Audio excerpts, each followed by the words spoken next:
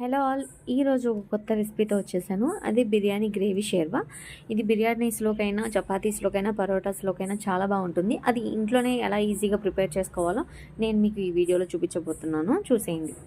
కొంచెం ఎండు కొబ్బరి ముక్కలు, అలాగే 4, 5 లవంగాలు, కొంచెం ధనియాలు, కొంచెం జీలకర్ర యాడ్ చేసుకోవాలి. ఈ క్వాంటిటీకి తగ్గట్టు నేనైతే 2 టమోటాలు, ఒక ఉల్లిపాయ తీసుకున్నాను.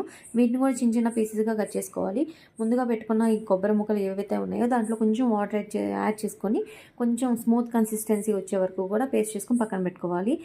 ఉల్లిపాయలు, టమాటాలు కూడా యాడ్ చేసుకొని దాన్ని కూడా మిక్సీ పట్టుకొని పక్కన పెట్టుకోవాలండి. కొంచెం వాటర్ యాడ్ చేసి పెట్టుకోండి.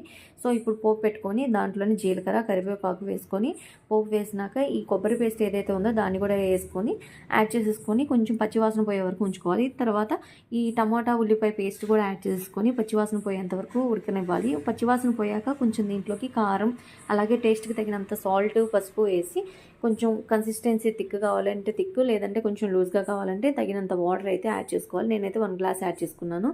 సో ఇట్లా తెల్లకాయని చూసారా, ఇట్లా తెల్లుతూ ఉన్నప్పుడు కన్సిస్టెన్సీ చూసుకొని మనం స్టవ్ అయితే ఆఫ్ చేసుకోవచ్చు. సో చూసారు కదా, సింపుల్ అండ్ ఈజీ స్టైల్లో బిర్యానీ గ్రేవీ షేర్వా ఎలా తయారైపోయిందో. సో మీరు కూడా ట్రై చేసి నాకైతే కామెంట్లో చెప్పండి ఎలా వచ్చిందనేది. నేనైతే పరోటాలో ట్రై చేశాను, చాలా బాగుంది taste. Thanks for watching this video. Bye.